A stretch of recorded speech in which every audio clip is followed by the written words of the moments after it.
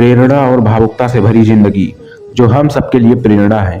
एक एसडीएम की कहानी। आज स्कूल में शहर की लेडी एसडीएम आने वाली थी। क्लास की सारी लड़कियां खुशी के मारे फूली नहीं समा रही थी। सबकी बातों में सिर्फ एक ही बात थी, एसडीएम। और हो भी क्यों ना, आखिर वो भी एक लड़की थी। पर एक और जब सब लड़कियां व्यस्त थीं एसडीएम की चर्चाओं में, एक लड़की सीट की लास्ट बेंच पर बैठी पेन और उसके कैप से खेल रही थी। उसे कोई फर्क नहीं पड़ता था कौन आ रहा है और क्यों आ रहा है, वो अपने में मस्त थी। वो लड़की थी आरुषि। आरुषि पास के ही एक गांव की किसान की इकलौती बेटी थी। स्कूल और उसके घर का फासला लगभग 10 किलोमीटर का था, जिसे वो साइकिल से ही तय करती थी। स्कूल में बाकी की सहेलियां उससे इसलिए ज्यादा जुड़कर नहीं रहती थी क्योंकि वो उनकी तरह रईस नहीं थी, लेकिन इसमें उसका क्या दोष था। खैर, उसकी जिंदगी सेट कर दी गई थी। इंटरमीडिएट के बाद उसे आगे नहीं पढ़ा सकते थे क्योंकि उसके पापा पैसा सिर्फ एक जगह लगा सकते थे, या शादी में और या तो उसके आगे की पढ़ाई में। उसके परिवार में कोई भी मैट्रिक से ज्यादा पढ़ा नहीं था।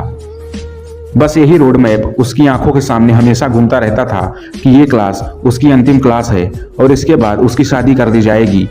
इसलिए वो आगे सपने ही नहीं देखती थी। इसलिए उस दिन एसडीएम के आने का उस पर कोई फर्क नहीं पड़ा। ठीक 12 बजे एसडीएम उनके स्कूल में आई। यही कोई 24-25 साल की लड़की, नीली बत्ती की एम्बेसडर गाड़ी और साथ में 4 पुलिस वाले। 2 घंटे के कार्यक्रम के बाद एसडीएम चली गई, लेकिन आरुषि के दिल में बहुत बड़ी उम्मीद छोड़ कर गई। उसे अपनी जिंदगी से प्यार हो रहा था, जैसे उसके सपने अब आजाद होना चाहते हों। उस रात आरुषि सो नहीं पाई। स्कूल में भी उसी उलझन में लगी रही, क्या करूं। वो अब उड़ना चाहती थी, फिर अचानक पापा की गरीबी उसके सपने और उसकी मंजिलों के बीच आकर खड़ी हो जाती थी। वो घर वापस गई और रात को खाने के वक्त सब माँ और पापा को बता डाला। पापा ने उसे गले लगा लिया। उनके पास छोटी सी जमीन का एक टुकड़ा था जिसकी कीमत यही कोई 50,000 रुपए की होगी। आरुषि की शादी के लिए उसे डाल रखा था। पापा ने कहा कि मैं सिर्फ एक ही चीज पूरी कर सकता हूँ, तेरी शादी के लिए या तेरे सपने के लिए। आरुषि अपने सपनों पर दांव खेलने के लिए तैयार हो गई। इंटरमीडिएट के बाद उसने बीए में दाखिला लिया क्योंकि ग्रेजुएशन में इसकी फीस सबसे सस्ती थी। पैसों का इंतजाम पापा ने किसी से मांग कर लिया, पर यह उसकी मंजिल नहीं थी। उसकी मंजिल तो कहीं और थी।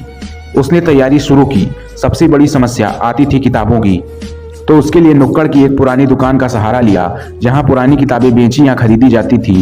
ये पुरानी किताबें उसी आधी कीमत में मिल जाती थी। वो एक किताब खरीद कर लाती और पढ़ने के बाद उसे बेचकर दूसरी किताब। कहते हैं ना कि जब परिंदों के हौसले में शिद्दत होती है तो आसमान भी अपना कद झुकाने लगता है।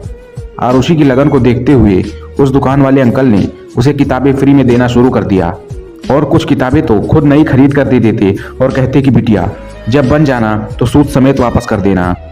कुछ भी हो, आरुषि इस यकीन को नहीं तोड़ना चाहती थी। ग्रेजुएशन के 2 साल पूरे हो गए और उसकी तैयारी लगातार चल रही थी। सब ठीक चल रहा था कि अचानक उसके माँ की तबीयत खराब हो गई। इलाज के लिए पैसों की जरूरत पड़ी थी, लेकिन पहले से ही उसका घर कर्ज में डूब चुका था। अंत में पापा ने जमीन गिरवी रख दी और इसी बीच उसने ग्रेजुएशन के 3रे वर्ष में दाखिला लिया। समस्याएं दामन नहीं छोड़ रही थी। आरुषि कब तक अपने हौसलों को मजबूत बनाने की कोशिश करती। आखिरकार एक दिन माँ से लिपट कर वो बहुत रोई और एक दिन उसने एक बात पूछी, माँ हमारे कभी अच्छे दिन नहीं आएंगे। माँ ने उसे साहस दिया और फिर से उसने कोशिश की। कहते हैं कि योद्धा कभी पराजित नहीं होते, या तो विजयी होते हैं या तो वीर गति को प्राप्त होते हैं। 23 जून, हाँ ये वही दिन था जब आरुषि ने प्रारंभिक परीक्षा पास की थी। अब बारी मुख्य परीक्षा की थी और आरुषि के हौसले अब 7वें आसमान को छू रहे थे। 3 वर्ष की लगातार कठिन परिश्रम का फल कि आरुषि ने मुख्य परीक्षा भी पास कर ली। अब वो अपने सपनों से सिर्फ एक कदम दूर खड़ी थी। पीछे मुड़कर देखती तो उसे सिर्फ 3 लोग ही नजर आते थे, माँ, पापा और दुकान वाले अंकल।